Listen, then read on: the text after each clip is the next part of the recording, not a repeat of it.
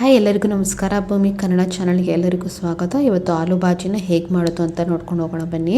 ನಾನಿಲ್ಲಿ ಒಂದು ಪ್ಯಾನ್ನ ಇಟ್ಕೊಂಡಿದ್ದೀನಿ. ಪ್ಯಾನ್ಗೆ ಒಂದು 4ರಿಂದ 5 ಟೇಬಲ್ ಸ್ಪೂನಷ್ಟು ಎಣ್ಣೆ ಹಾಗೆ ಒಂದು ಅರ್ಧ ಚಮಚದಷ್ಟು ಜೀರಿಗೆನ ಹಾಕ್ಕೊಳ್ತಾ ಇದ್ದೀನಿ. ಈ ಆಲೂ ಬಾಜಿ ಬಂದು ಚಪಾತಿಗೆ ತುಂಬಾ ಚೆನ್ನಾಗಿರುತ್ತೆ. ನಾರ್ತ್ ಸೈಡಲ್ಲೆಲ್ಲ ಇದನ್ನು ಆಲೂ ಬಾಜಿ ಅಂತ ಕರಿತೇವೆ. ನಾನಿಲ್ಲಿ ಒಂದು 5ರಿಂದ 6 ಹಸಿಮೆಣಸಿಕಾಯಿನ ಉದ್ದಕ್ಕೆ ಕಟ್ ಮಾಡಿ ಹಾಕ್ಕೊಳ್ತಾ ಇದ್ದೀನಿ. ಎಣ್ಣೆಗೆ ಡೈರೆಕ್ಟಾಗಿ ಹಸಿಮೆಣ್ಸಿಕಾಯಿನ ಹಾಕ್ಕೊಳ್ಳೋದ್ರಿಂದ ಅದು ಟೇಸ್ಟ್ ತುಂಬಾ ಚೆನ್ನಾಗಿ ಬರುತ್ತೆ. ಇದು ಸಿಡಿಯೋ ಚಾನ್ಸಸ್ ಇರುತ್ತೆ. ಸೊ ಅದಕ್ಕೆ ಇಲ್ಲಿ ಸ್ವಲ್ಪ ತಟ್ಟೆನ ಕ್ಲೋಸ್ ಮಾಡ್ಕೊಂಡಿದ್ದೀನಿ. ನೀವು ಹಾಕ್ಕೋಬೇಕಾದ್ರೆ ಸ್ವಲ್ಪ ಹುಷಾರಾಗಿ ಹಾಕ್ಕೋಬೇಕಾಗತ್ತೆ. ಎಣ್ಣೆಯಲ್ಲಿ ಚೆನ್ನಾಗಿ ಹಸಿಮೆಣ್ಸಿಕಾಯಿನ ಫ್ರೈ ಮಾಡ್ಕೊಂಡಿದ್ದೀನಿ.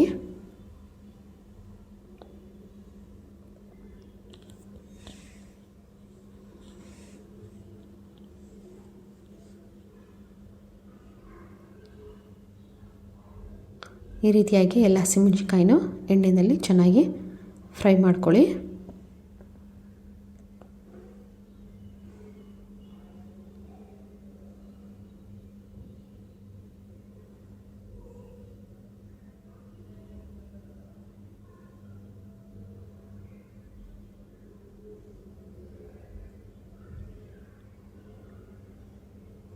ನೆಕ್ಸ್ಟ್ ನಾನಿಲ್ಲಿ 1ರಿಂದ 2 ಮೀಡಿಯಮ್ ಸೈಜ್ ಈರುಳ್ಳಿನ ಈ ರೀತಿ ಉದ್ದಕ್ಕೆ ಕಟ್ ಮಾಡಿ ಹಾಕ್ಕೊಳ್ತಾ ಇದ್ದೀನಿ.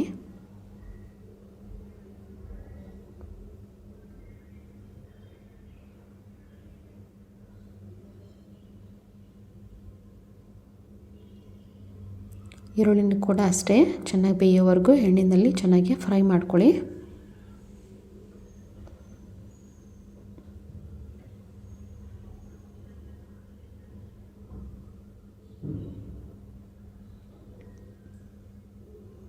ಇಲ್ಲಿ ನೋಡ್ತಿರ್ಬೋದು ಈರುಳ್ಳಿ ಎಲ್ಲ ಎಣ್ಣೆಯಲ್ಲಿ ಹೇಗೆ ಫ್ರೈ ಆಗಿದೆ ಅಂತ.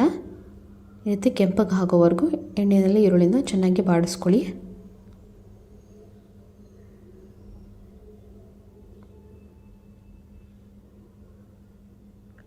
ನೆಕ್ಸ್ಟ್ ನಾನಿಲ್ಲಿ ಒಂದು 2ರಿಂದ 3 ಟೊಮೊಟೊನ ಈ ರೀತಿ ಉದ್ದಕ್ಕೆ ಕಟ್ ಮಾಡಿ ಹಾಕ್ಕೊಳ್ತಾ ಇದ್ದೀನಿ.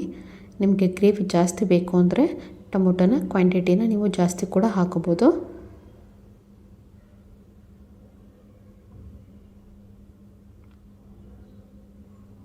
ಟೊಮೊಟೊ ಕೂಡ ಹಾಕ್ಕೊಂಡು ಚೆನ್ನಾಗಿ ಎಣ್ಣೆಯಲ್ಲಿ ಸ್ವಲ್ಪ ಸಾಫ್ಟ್ ಆಗೋವರೆಗೂ ಫ್ರೈ ಮಾಡ್ಕೋಬೇಕಾಗತ್ತೆ.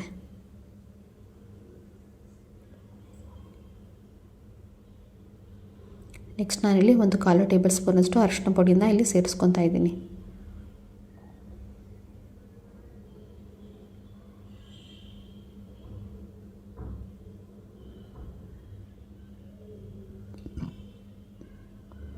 ಅರಿಶಿನ ಪುಡಿನ ಕೂಡ ಹಾಕ್ಕೊಂಡು ಚೆನ್ನಾಗಿ ಫ್ರೈ ಮಾಡ್ಕೊಳ್ಳಿ.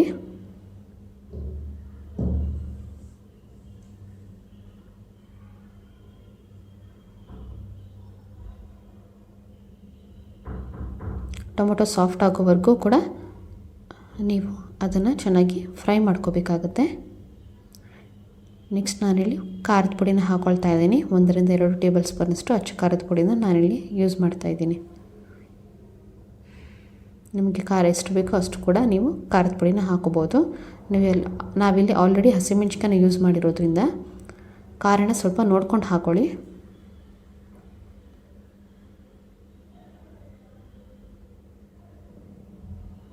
ಡ್ರೈ ಸ್ಪೈಸಸ್ನ ಹಾಕಿದ್ಮೇಲೆ ಫ್ಲೇಮ್ನ ಲೋ ಅಲ್ಲಿಟ್ಟು ಖಾರದ ಪುಡಿನ ಚೆನ್ನಾಗಿ ಫ್ರೈ ಮಾಡ್ಕೋಬೇಕಾಗತ್ತೆ.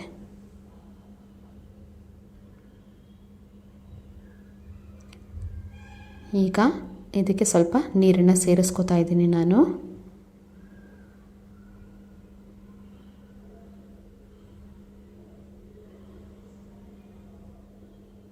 ನೀರನ್ನು ಸೇರಿಸ್ಕೊಂಡು ಸ್ವಲ್ಪ ಬೇಯೋದಕ್ಕೆ ಬಿಡಿ.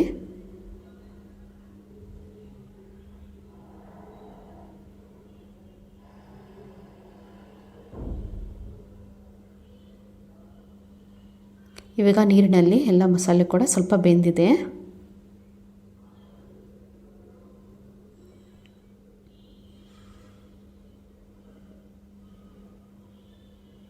ಈಗ ಮಸಾಲೆ ಚೆನ್ನಾಗಿ ಕುದೀತಾ ಇದೆ.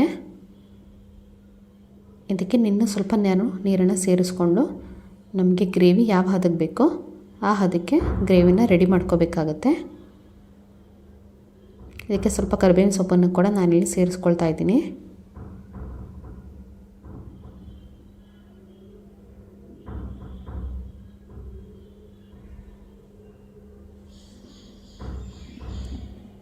ಕರಿಬೇವು ಸೊಪ್ಪನ್ನು ಕೂಡ ಹಾಕ್ಕೊಂಡು ನಾನು ಇಲ್ಲಿ ಚೆನ್ನಾಗಿ ಬೇಯಿಸ್ಕೋಬೇಕಾಗತ್ತೆ.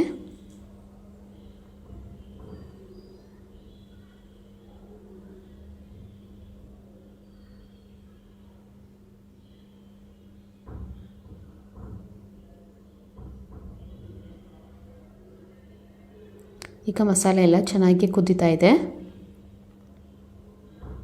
ಇದಕ್ಕೆ ಸ್ವಲ್ಪ ಕೊತ್ತಂಬರಿ ಸೊಪ್ಪನ್ನು ನಾನಿಲ್ಲಿ ರೀತಿ ಸಣ್ಣದಾಗಿ ಕಟ್ ಮಾಡಿ ಹಾಕ್ಕೊಳ್ಳಿ. ಟೇಸ್ಟು ತುಂಬಾ ಚೆನ್ನಾಗಿ ಬರುತ್ತೆ. ಕೊತ್ತಂಬರಿ ಸೊಪ್ಪನ್ನ ಹಾಕೊಂಡಾದ್ಮೇಲೆ ಕೂಡ ಇದನ್ನು ಕೂಡ ಚೆನ್ನಾಗಿ ನೀವು ಫ್ರೈ ಮಾಡ್ಕೋಬೇಕಾಗತ್ತೆ.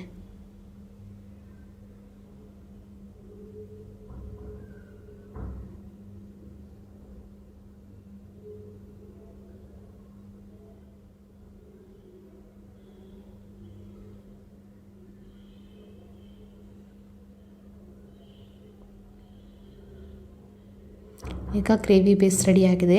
ನೆಕ್ಸ್ಟ್ ನಾನಿಲ್ಲಿ ಒಂದು 4ರಿಂದ 5 ಆಲೂಗೆಡ್ಡೆನ ನೀರಿನಲ್ಲೇ ಬೇಯಿಸ್ಕೊಂಡು ಈ ರೀತಿ ಸ್ಮ್ಯಾಶ್ ಮಾಡಿಕೊಂಡು ಹಾಕ್ಕೊಳ್ತಾ ಇದ್ದೀನಿ.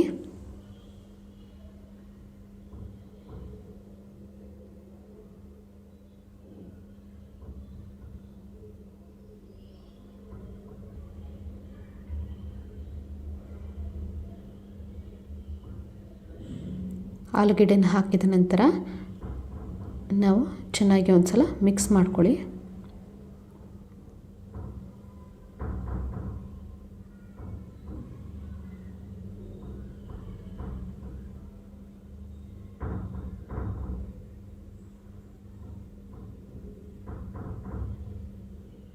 ನೆಕ್ಸ್ಟ್ ರುಚಿಗೆ ತಕ್ಕಷ್ಟು ಉಪ್ಪನ್ನು ಕೂಡ ನಾನಿಲ್ಲಿ ಸೇರಿಸ್ಕೊತಾ ಇದ್ದೀನಿ.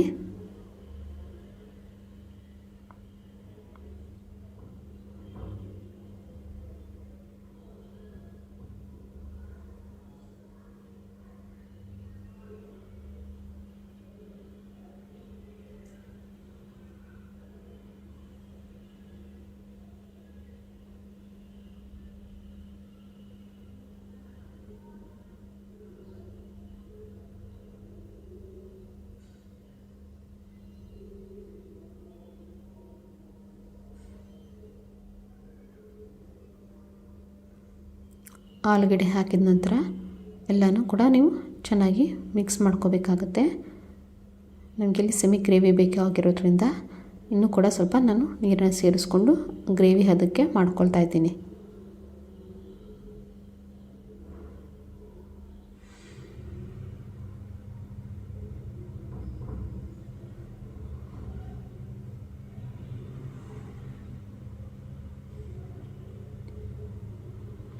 ನಿಮಗೆ ಗ್ರೇವಿ ಎಷ್ಟು ಯಾವ ಹದಕ್ಕೆ ಬೇಕೋ ಆ ಹದಕ್ಕೆ ಕೂಡ ನೀವು ನೀರನ್ನು ಸೇರಿಸ್ಕೊಂಡು ಇದನ್ನು ರೆಡಿ ಮಾಡ್ಕೋಬೋದು.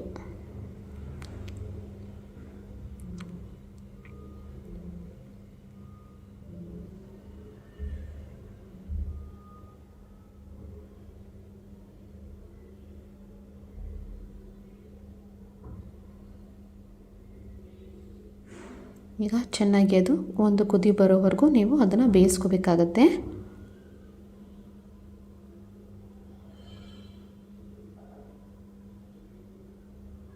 ಈ ಗ್ರೇವಿ ಬಂದು ಪೂರಿಗೆ, ಚಪಾತಿಗೆ ಹಾಗೂ ದೋಸೆಗೂ ಕೂಡ ತುಂಬಾ ಚೆನ್ನಾಗಿರುತ್ತೆ.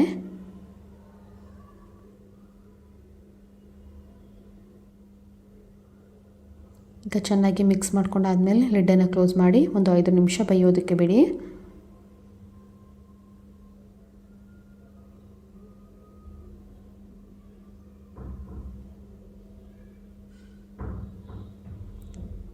ನೀವು ನೋಡ್ತಿರ್ಬೋದು ಇದು ಚೆನ್ನಾಗಿ ಬಂದಿದೆ. ಈ ಟೈಮಲ್ಲಿ ನಾನು ಇನ್ನೇನು ಇಳಿಸ್ತೀವಿ ಅನ್ನೋವಾಗ ಇನ್ನು ಸ್ವಲ್ಪ ಕೊತ್ತಂಬರಿ ಸೊಪ್ಪನ್ನು ಹಾಕ್ಕೊಂಡು ಚೆನ್ನಾಗಿ ಮಿಕ್ಸ್ ಮಾಡ್ಕೋಬೇಕಾಗತ್ತೆ.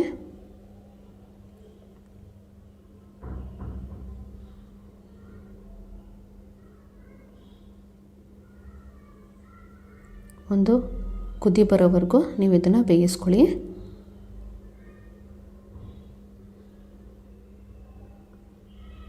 ಈಗ ಆಲ್ಮೋಸ್ಟ್ ರೆಡಿಯಾಗಿದೆ. ಈಗ ಸ್ಟವನ್ನು ಆಫ್ ಮಾಡಿದ್ದೀನಿ. ಈಗ ಆಲೂ ಭಾಜಿ ರೆಡಿಯಾಗಿದೆ.